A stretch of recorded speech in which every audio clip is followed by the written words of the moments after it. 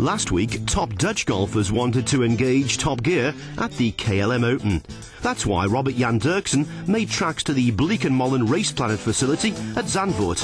Well, Robert was certainly turbocharged in winning the 2003 Dubai Classic at a critical time in his career. Do I want to continue with golf because I'm not really getting better, or shall I give it like another 2 or 3 more years? And I decided then with a new sponsor, my home club at Rijk van Nijmegen, to try it another 2 or 3 years because I felt it was in me. But of course you want to see results in the end, and to win the Classic was just that result. I needed it more or less to confirm that I was on a good track.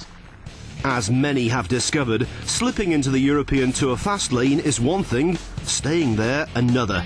In common with most first-time winners, Derksen put his foot to the pedal, seeking a repeat. But as with motor racing, it's not advisable to try and overpower the course.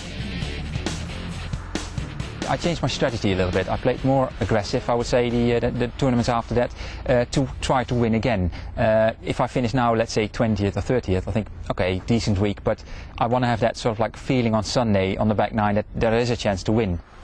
It would be a further 2 years down the road before Robert eventually claimed title number 2. It was a triumph that vindicated his decision to stick with a set plan. Persevere when his performances were stalling, spluttering, misfiring. I talked to my mental coach. He said, did you do the things we worked on? I said, yes, I did, but I shot 83. He said, doesn't matter. I said, as long as you keep doing those things, it will come okay. And the week after Madeira, I think it's one of the best places we play all year. So I was really looking forward to that. And yeah, in the end, I had a chance to win it. To pull it off was great. Everything clicked as a final round 67 carried Derksen to a 2-shot victory over Andrew McClarty and Gary Orr at Santo de Serra. It was a result that continued to boost golf's profile in Robert's homeland.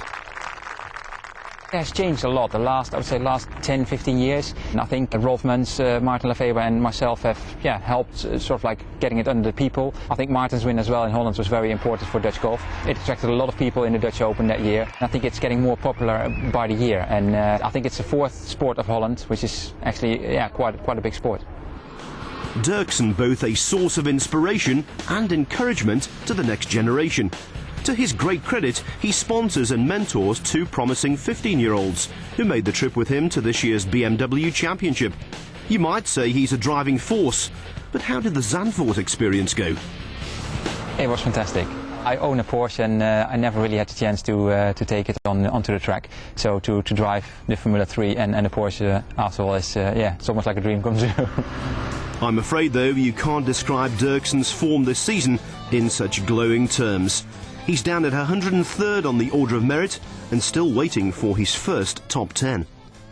I think this year there's a few changes. We moved houses as well, and the first half year of the season it was just a lot of doing work on the house and everything, and it takes your mind off the golf, and sometimes it can be good, but sometimes it can be distracting too much, and I feel now it's getting a little bit better, and I played quite reasonable last week, and I felt that was a good step towards the Dutch Open this week. So Nick, did Derksen threaten to take the checkered flag at the KLM Open? Now that would keep the smile on his father's face.